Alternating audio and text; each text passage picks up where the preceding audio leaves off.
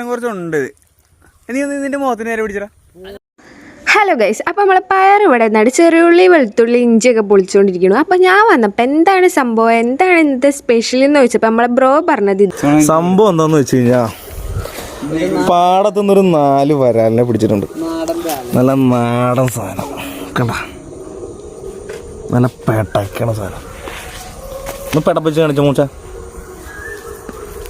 കണ്ട, ഒരു അണ്ടിയിലും കിട്ടാ കണ്ട കണ്ട. ഇതങ്ങോട്ട് സൈസാക്കാൻ പോണ്. അപ്പം അതേ ഇതിൻ്റെ ഷെഫ് ഉമ്മച്ചനുണ്ട് ഇവിടെ. ഇതാണ് മെയിൻ ആള്. ഈ 4 എണ്ണത്തിനെ പിടിച്ച് കരക്കിയിട്ടേക്കുന്ന ആളിങ്ങനെ ഫോട്ടോ ഒക്കെ പോസ്റ്റ് ചെയ്യാത്തതുകൊണ്ട് കുളത്തിലേക്ക് ഇറങ്ങി പോവാണ്. ഇതിൻ്റെ അനുസരികളൊക്കെ റെഡി ആയിക്കൊണ്ട് പയറും പിന്നെ കൂട്ടിന് ലാലി സംഭവം പൊളിക്കാൻ പോണാണ്. അപ്പം നമുക്ക് ബാക്കി കുക്കിങ്ങിൽ കാണാം. Bye bye.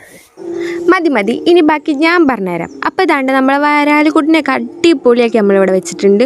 ഒരു സൈഡിൽ ഇഞ്ചി വെളുത്തുള്ളിയൊക്കെ പൊളിക്കുന്നു, ഒരു സൈഡിൽ നമ്മൾ അടുപ്പ് കത്തിക്കുന്നതിലാണ് ഗൈസ്. അതാണെങ്കിൽ ഒരിക്കലും കത്തില്ല എന്നുള്ളൊരു വാശിയിലാണ് ഗൈസ് നമ്മൾ അടുപ്പ് നിൽക്കുന്നത്. അപ്പോൾ നമ്മളെ കളത്തിലേക്ക് അപ്പുച്ചട്ട ഉണ്ടായിറങ്ങിയപ്പോൾ അടുപ്പൊക്കെ ഉണ്ട് താനെ ഇങ്ങോട്ട് കത്താൻ തുടങ്ങി. അപ്പോൾ അടുപ്പൊക്കെ കത്തി വന്നു. അതിലേക്ക് ഇഞ്ചി വെളുത്തുള്ളി അങ്ങനത്തെ കാര്യങ്ങളൊക്കെ ഇട്ട് നല്ലോണം ഒന്ന് മിക്സ് ചെയ്തു. ഈ മിക്സ് ചെയ്യുന്നത് മെയിനും പയറട്ടോ, നമ്മളെ മെയിൻ ഹെൽപ്പറായിരുന്നു പയർ. അപ്പോൾ നമ്മളെ വരാലിനൊക്കെ നല്ലപോലെ കട്ട് ചെയ്യാണ്. പയർ ഇവിടെ ഇരുന്ന് നല്ലോണം മിക്സ് ചെയ്യാണ് ഗൈസ്. അപ്പം മിക്സ് ചെയ്ത് നമ്മളെ അരപ്പും മസാലയും എല്ലാം റെഡി ആയിട്ടുണ്ട്. അത് കഴിഞ്ഞ് ഇത് രണ്ടും കൂടി നമ്മൾ നല്ലപോലെ ഒന്ന് ഇളക്കി മിക്സ് ചെയ്ത് ഇനി ഇതൊന്ന് തിളപ്പിക്കണം. അതിനിടയ്ക്ക് ഉപ്പുണ്ടോ മുളകുണ്ടോ എന്ന് നോക്കുകയാണ് നമ്മൾ അപ്പുച്ചട്ടായി. അതിനിടയ്ക്ക് ചിറ്റ വന്നിട്ട് ചോദിച്ചു ഇവിടെ എന്താ പരിപാടി, കുറേ നേരം ആയല്ലോ എന്ന്. അപ്പോൾ ഞങ്ങളെ എന്താ പരിപാടി എന്നൊക്കെ നോക്കാനാണ് ചിറ്റ വന്നത്.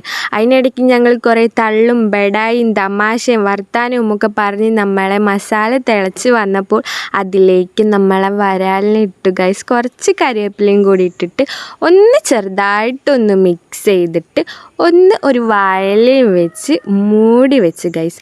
അത് കഴിഞ്ഞ് അതൊന്ന് വെന്ത് വന്നപ്പോൾ നമ്മളെ പയർ അതൊന്ന് തുറന്നപ്പോൾ ഗൈസ് ആ ഒരു കളറും ആ വെളിച്ചെണ്ണ ഒഴിച്ചപ്പോൾ